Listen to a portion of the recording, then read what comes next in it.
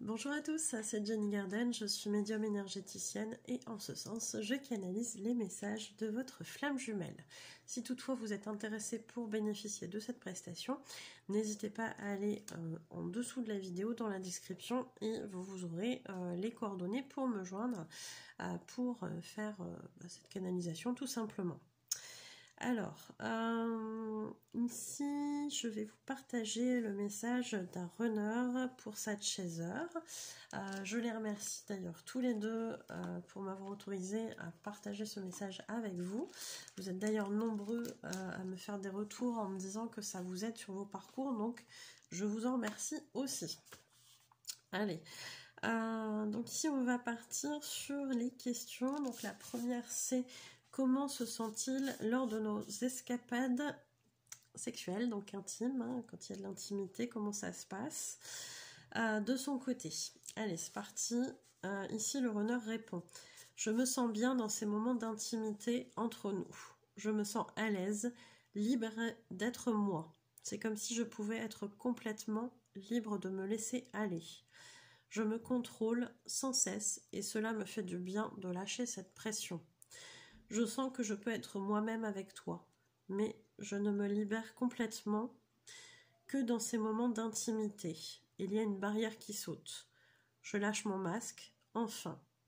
Malheureusement, après l'acte, il revient peu à peu, pour être complètement présent lorsque nous nous quittons. La distance revient alors que nous étions si proches juste avant. C'est comme si j'avais deux personnalités. Je ne le comprends pas avec mon ego. Mon âme sait que je me protège alors. Donc oui, souvent ce qui se passe du côté runner, c'est que le chaser il comprend qu'il y a deux personnalités entre guillemets chez le runner, c'est-à-dire qu'il y a une façade qui est visible par tout le monde et il y a aussi la personne telle qu'elle est réellement, sans ses masques, personnalité à laquelle va avoir accès le chaser. Déjà dans ses ressentis, mais aussi dans certains moments de partage très fort entre les deux. Et là, pour le coup, ça se concrétise dans l'intimité avec cette chaser, que ce runner, voilà, il lâche son masque à ce moment-là. Ça peut être une autre forme d'intimité hein, que le côté charnel, bien sûr. Mais en tout cas, il y a toujours un moment d'intimité qu'on partage et qui fait que l'autre est vraiment authentique dans ces moments-là. Et vous savez comment c'est un runner.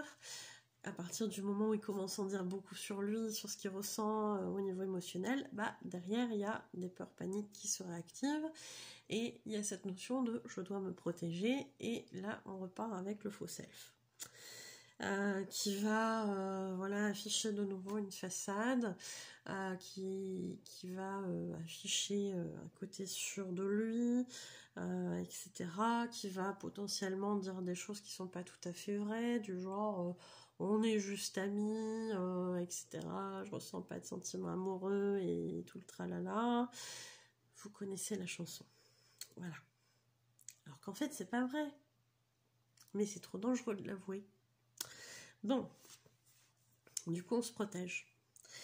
Alors, question 2. Pourquoi met-il toutes ces barrières, cette distance vis-à-vis de moi? Donc là, il a répondu un petit peu, mais il va donner un petit peu plus de détails dans sa deuxième réponse. Je ne mets pas volontairement une barrière entre nous. Elle se met toute seule. C'est un mécanisme de protection. Je me sens vulnérable lorsque je suis avec toi, et j'ai peur que tu fasses comme tous les autres. Que tu profites de moi, de ma gentillesse, ou alors que tu me fasses mal. Tu m'as déjà fait mal dans le passé, en me rejetant, en me laissant de côté, malgré mon envie de me rapprocher un peu plus de toi. Je te l'accorde, je ne te l'avais pas exprimé vraiment, donc tu ne pouvais pas le savoir. Et tu t'es protégé aussi, toi et ta famille. Comme moi, je protège aussi la mienne. Il ne faut pas qu'ils sachent. Cela serait destructeur pour eux. Nous ne pouvons pas volontairement leur infliger cela. Donc ici, vous l'aurez compris, on est dans une relation où les deux sont en couple. Bon, c'est des choses qui sont assez récurrentes, je dirais, sur les parcours FJ, qui sont pas forcément moralement très très facile, hein, puisque souvent c'est pas dans les valeurs des deux d'aller tromper l'autre, etc. Enfin l'autre, le conjoint, la tierce, mais c'est quelque chose qui est souvent très très fort en termes de magnétisme entre les deux flammes jumelles, et ça peut parfois effectivement dépasser cette barrière qui moralement n'est pas forcément très évidente. Voilà, je conçois pas ces... Enfin, quand je vous dis ça, c'est pas parce que je les excuse ou quoi que ce soit, hein. C'est des sujets très délicats et j'ai pas à juger, mais c'est vrai que ça reste une attraction très particulière avec la flamme jumelle, et on peut comprendre aussi dans ce sens-là que ce soit assez compliqué de résister à ça, sans pour autant voilà, le mettre en avant ou le valider, etc. Donc c'est vrai que ça reste des sujets délicats. Alors, là, ce qu'il évoque, c'est que il y a une barrière qui se met toute seule. C'est-à-dire que inconsciemment, il y a quelque chose qui vient travailler et qui vient dire « faut que je me protège ». Donc ça, c'est systématique avec le runner. Bon, c'est des choses qui viennent aussi chez le chaser, hein. Et là, il évoque que même s'il se sent bien, il y a aussi cette notion de comme elle sait qui je suis, elle peut être dangereuse dans le sens où elle peut le dire aux autres, ou elle peut m'afficher devant les autres, etc., etc. Ou elle peut en profiter aussi, elle peut me faire du mal. Et souvent, effectivement, ce qui s'est passé dans les premiers temps, c'est que le runner, il a voulu quelque chose avec le chaser, et que le chaser a dit non, non, non. Parce que le chaser était en couple, par exemple. Et là, ça a réactivé la blessure de rejet du runner, qui après a mis ses masques, etc., etc., et on connaît la suite. Et derrière, il y a des fuites, et ce qui réactive la blessure d'abandon, etc., etc. Et là, le parcours, il est vraiment lancé.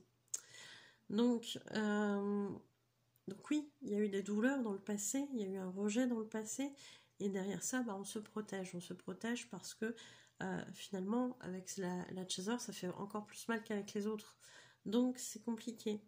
Et puis, il y a des choses qui n'ont pas été dites des deux côtés, donc forcément, ça invite au malentendu aussi.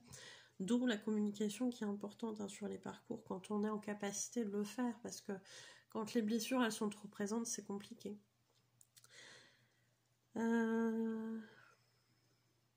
Donc là, il y a la notion aussi de protéger les familles pour pas leur affliger des douleurs non plus, hein, quelque part. Alors, question 3. Pense-t-il se séparer de sa tierce? Voici la réponse du runner.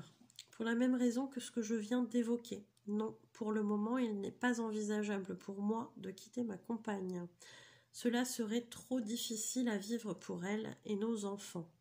Cela est pareil pour toi. Ce serait destructeur pour ta famille. Je ne souhaite pas passer pour le connard de service qui va voir ailleurs ce mec infidèle qui finit par rendre tout le monde malheureux parce qu'il n'a pas su retenir ses envies. Donc là, on voit l'importance du regard des autres, hein.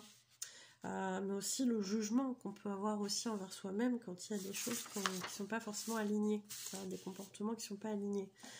De même que toi, tu n'aurais pas non plus une bonne image de toi dans le regard des autres, et ça à cause de moi. Je m'en voudrais trop. Il est important pour moi que mes enfants vivent au sein d'une famille normale et équilibrée, la version classique de la famille avec le père, la mère et les enfants. J'y tiens beaucoup. Donc là, on est dans un schéma qui peut être très sympa à vivre, il n'y a pas de jugement là-dessus, mais il y a un schéma qui est dans sa tête et duquel il ne veut pas sortir. Même si, on va le dire et le répéter, à partir du moment où il y a infidélité, c'est que dans le couple, ça va pas. Infidélité qui est plus ou moins poussée, hein. Donc, à mon sens, le couple n'est pas forcément heureux, mais on veut maintenir une image qui est celle de la famille, entre guillemets, normale, classique, etc. Celle qui s'est mise dans les schémas, les schémas mentaux, hein, du runner, et dans lequel,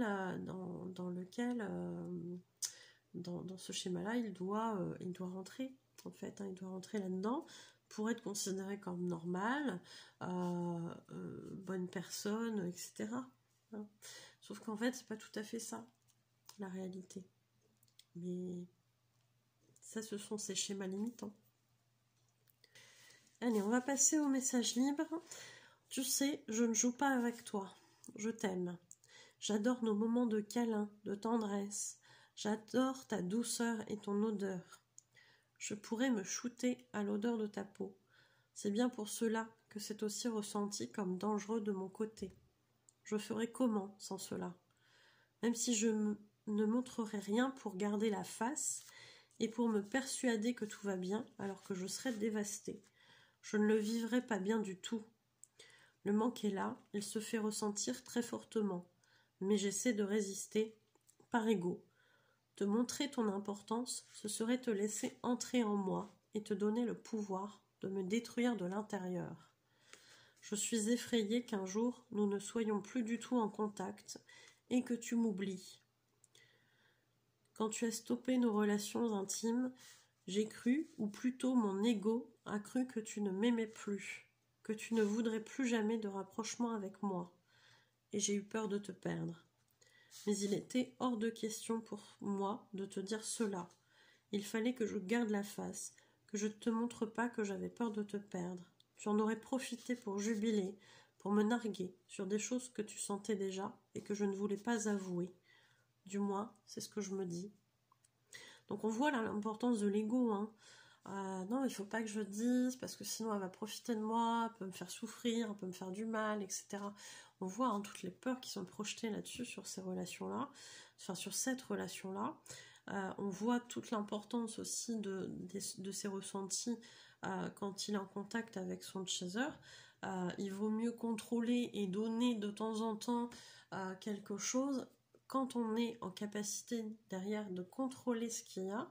Si un runner est en débordement d'émotions et qu'il a prévu de vous voir et qu'il annule au dernier moment, c'est parce qu'il sera déjà pris dans plein d'émotions. Donc quand il va vous voir, ça va être pire. Donc forcément, il ne va pas aller se confronter à ça. Par contre, s'il se sent fort de résister, de dire ok, là on fait nos trucs, etc. Et puis derrière, je remets mon masque et puis on y retourne, c'est parce que derrière, il sait qu'il va pouvoir affronter ça, qu'il va pouvoir faire semblant. Hein. Ce qui n'est pas forcément le cas tout le temps, en permanence. Hein. On le sait, hein, il y a des jours où on se sent bien, il y a des jours où on se sent moins bien, etc. Hein. C'est pareil pour les runners. Hein. Donc il y a des jours où il se sent fort, il y a des jours où il se sent en capacité de mettre son masque derrière, mais on contrôle ces moments d'intensité particulière, parce que derrière, si on s'y habitue trop, ça va être compliqué, si on ne l'a plus. Il y a toujours cette peur en arrière-plan du runner de dire, un jour mon chaser il va se rendre compte que je suis quelqu'un de pas bien, et il va me quitter, quoi. Donc forcément, ça peut pas durer longtemps. Donc des petits moments comme ça, je profite, et puis après, on verra, quoi. Il y a toujours ces idées-là, hein, mine de rien. Hein.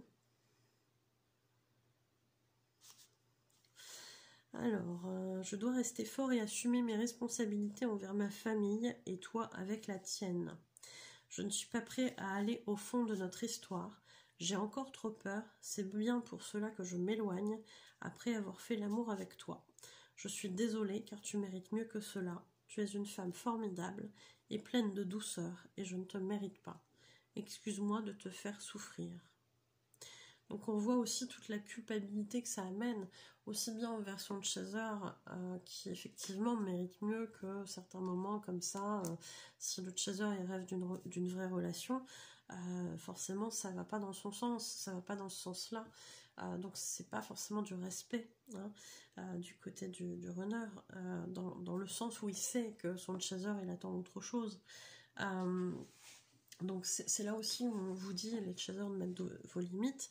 Si ça vous convient pas, vous dites stop. Je sais que ça peut être dur, je sais que ça peut être compliqué, mais à un moment donné, est-ce que vous méritez ça? Est-ce que vous méritez un petit quart d'heure par-ci, 1 heure par-là, toujours pour les mêmes choses, alors qu'en fait, ce que vous demandez, c'est d'être un couple officiel, etc. Et puis lui, non, c'est toujours des moments où personne ne nous voit parce qu'il faut qu'on soit caché, etc. Si ces choses-là vous conviennent, bah, continuez. Si ça vous convient pas, mettez vos limites, en fait. Donc, ça peut aussi convenir pendant un temps sur certains points, et puis, bah, à un moment donné, ça convient plus. Bah, là, c'est pareil, il faut ajuster, hein. Si ça va plus, ça va plus. Donc, il y a de la culpabilité par rapport à son chaser, mais aussi de la culpabilité envers sa propre famille, celle qu'il a construite avec cette tierce, les enfants qu'il a avec cette tierce, et les enfants de cette chaser, le conjoint de cette chaser qui côtoie peut-être, je sais pas. Donc il y a énormément de choses là qui se mélangent. Donc forcément que c'est pas évident. Et oui, il faut assumer ses responsabilités, il faut assumer aussi ses actes. Et ça, c'est très compliqué. Hein. On sait bien que la responsabilité, c'est le runner, c'est pas tout de suite. Hein. Donc là, voilà, hein, ça peut être compliqué pendant un temps encore. Hein. Bon. J'espère que ce message vous aura aidé d'une certaine façon. Je vous remercie de m'avoir écouté. Je vous souhaite une belle journée ou une belle soirée. Et je vous dis à bientôt. Prenez soin de vous.